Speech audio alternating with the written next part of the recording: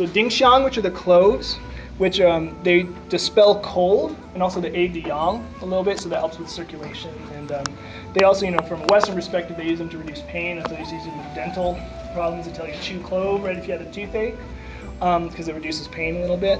Muxiang, Aucklandia, which is another warm herb, and it moves qi, it relieves pain and swelling. Ruxiang, right, which is frankincense, very famous. It's another warm herb, very famous to move qi and alleviate pain. Probably one of the oldest medicinal substances. People have been using Ruxiang for that purpose for probably at least a few thousand, a couple thousand years that we can document. Beyond that we don't even have records for. Tanxiang, which is sandalwood. Sandalwood also a little bit warm, can move qi and alleviate pain. We also use a lot for like digestive complaints in Chinese medicine. Sort of interesting to use for use tanxiang. Xiaohuixiang, which is fennel seed. Xiaohuixiang is another warm medicine. It helps to disperse cold and alleviate pain, kind of similar to dingxiang. So those are our 5 fragrances in our 5 fragrance wand. Okay, and then in addition to that, we actually will add to that dangui, which is Chinese angelica. Dangui, right, moves and nourishes blood. It's a little bit warm, also. Chuanzhong, which is going to move qi, right, and can invigorate blood. Another warm herb. Sumu, which is right here, actually. Sumu, which is sapinwood, another blood invigorating herb that's very common in a lot of traumatological formulas in Chinese medicine, and again used for pain and to invigorate blood. Huainishi, which is right here. Okay, Huainishi is another invigorate blood herb. The other thing that's sort of special about Huainishi is that it can also nourish blood. Right, it nourishes the liver and kidney a little bit. It's also a guiding herb to the lower body. So Huainishi shows up in a lot of traumatological formulas. Actually, in most old books, they just call it Nishi, and they don't tell you whether it's Huainishi or Chuanishi. So I usually will pick depending on what the formula is for. Like if I've already got lots of invigorators, I might pick Huainishi because it's a little more nourishing. Or if I've already, if I need more blood invigoration, maybe I'll use Chuanishi. Okay. Where else was I talked about? Honghua, safflower, you guys are probably pretty familiar with for invigorating blood and dispelling stasis, right? Again, very, very common. A lot of traumatological formulas use Honghua to invigorate blood. Moyao. So Moyao, which is myrrh, and again, very old, famous herb medicinal for treating pain and preserving things. In Chinese medicine, we use it to quicken the blood and reduce swelling. And usually it's part of a duiyao pair, right? So they mix moyao and ruxiang together.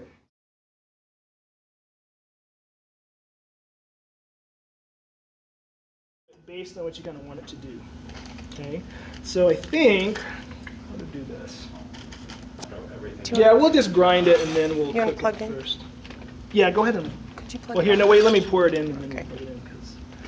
This thing is a little scary because the top doesn't stay in there. And then we're going to dry fry all this. Now, I'm going to put everything in except for the resins, right? Because we don't want to dry fry those because they'll just melt in the pan and make a mess, right? And then so what you do is you cook this stuff up. Let's grind it first. And I found this grinder seems to work better the more stuff is in it. This is lots of stuff. I'm also going to keep out the Bing Pian. Why is that? Oh. Because we don't want to cook it really. We don't have to cook it, and we don't really want to. We just want to dissolve it in the stuff. Okay, so it's going to be. Go ahead and plug it in for me there. Thank you. Okay, let this go.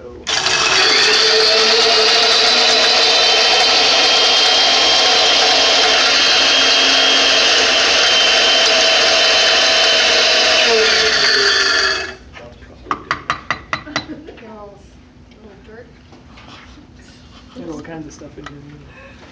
But it's just for external use. Oh yeah, that's way more than we even needed it to be. Okay, so there's our stuff. And then I'm going to dry fry this. Oh my goodness. So one of the tips here too is that if you're going to dry fry stuff in a pan, you're going to want to dedicate a pan to this, okay? Because especially these formulas don't taste all that good, right?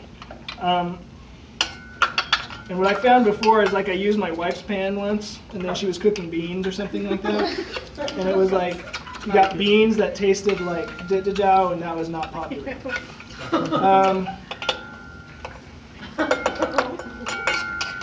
asking if she has some choice words for you. Yeah, she wasn't too happy. Should you use a certain kind of pan like you do in concoction? I don't know if it's that, I'm that concerned with this one because it's not. I'm not going to eat it. Okay. You know, I mean, I don't want something that would maybe react with it much. But. Right.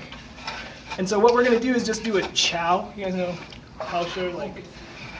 So chow means that you cook it just till you smell it. Does that make sense? Like it doesn't really. It's not calcified. It's not charred. It's like you toast it. Okay. So like, has anybody ever made like a curry? Right, so you know you make a curry when you put everything in the pan, and you get just like you cook it just till you can smell everything. That's kind of what we're doing here, right? So it'll turn a little bit more of like a gold brown, and it'll smell real strong. Okay, and when that's done, now we're done. So I'm not trying to calcify it or anything. Fast, maybe, but. If you have the time to let this sit for a whole year, most people I know don't actually dry fry stuff. Okay. So if you're doing it initially, you would just grind it, put it in your alcohol. Yeah, and in fact, you wouldn't even have to grind it. Like when we've made stuff at our school, we just get a great big bucket and we just dump all the herbs in there, and then pour like a couple of gallons of alcohol in it, and then you just put it in the closet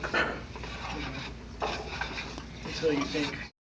Most typical, most typical like optimum concentration to remove stuff from herbs is about 35%.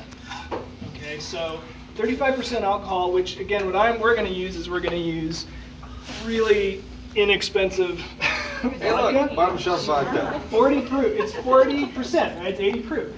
Okay, so that's almost perfect. So in fact, we might add a little water to it, but like we don't have to do that much.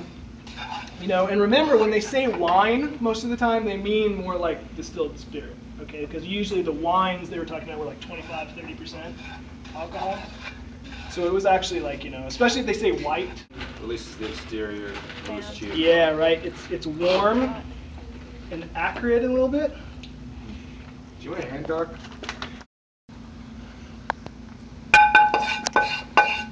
Yeah, it's pretty smelly.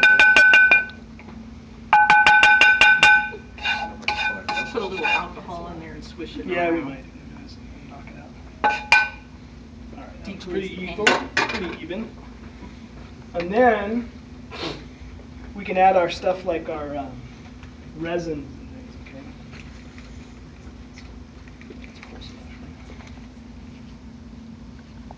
And the only reason I had us crush this up is just so it'll dissolve faster in the alcohol. Like you can put it in there in lumps, but it's like, it's a lot easier just to kind of grind it up and it dissolves better.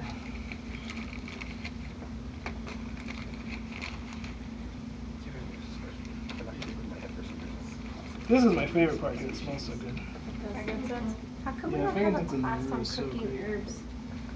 I don't know. I mean, It's we're supposed so to much cover it in better other at herbs. classes. I have culinary experience. I'd love to teach the class.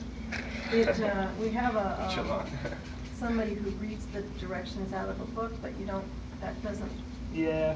it's not the same. Not a singular. I just thought it'd be fun to do that in 162. Let me just get something new. We did a couple of workshops. For 2 years. We have And our it's first really year done. that year right now. It's like a salt. At Monk Shop. This is Bing Piano. Cool. Very aromatic. Yeah. There we go. So then, if somebody wants to help me, we gotta sieve this into the jar. Okay.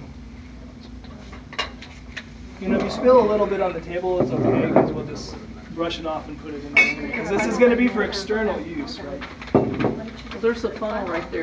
Yeah, you can try the funnel. Yeah. Although what I've found almost works as good as just pour it in.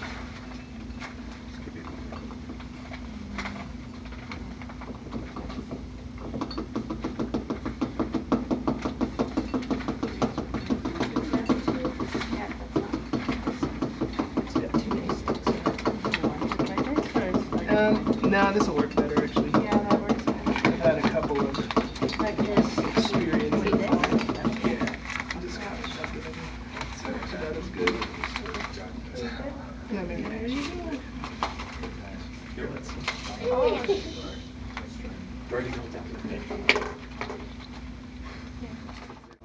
And so then, basically, it's easy. You just pour liquor over it. Okay?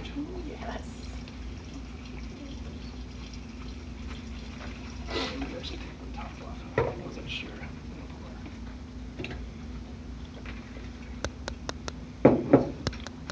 Now it's a party. How far above? You just pour, again, ideally I'd put like a whole, you could almost put a whole gallon on. Yeah, you can pour that whole bottle in there. It's easier to take off the lid. Top, yeah.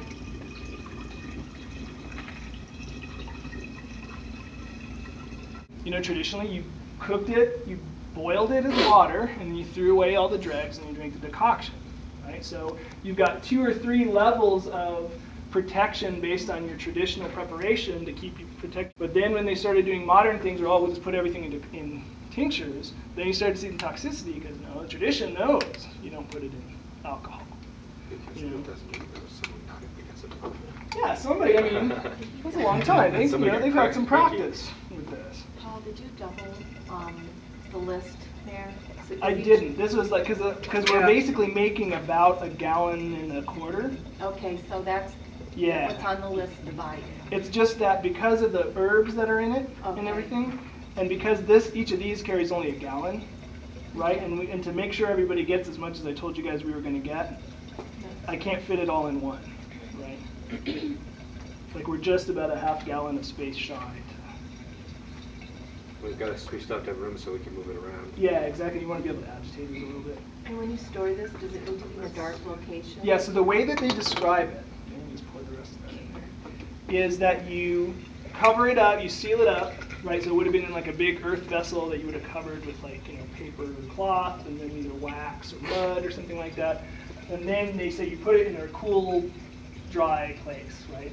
So what they usually would do is you'd either stick it in like a storage, cellar or or a storage building, or they would bury it in the ground, like dig a hole and just, put a bunch of the wine jugs and jitta-jow jugs, and then you just like shovel dirt on top of it and leave it for a year to come back.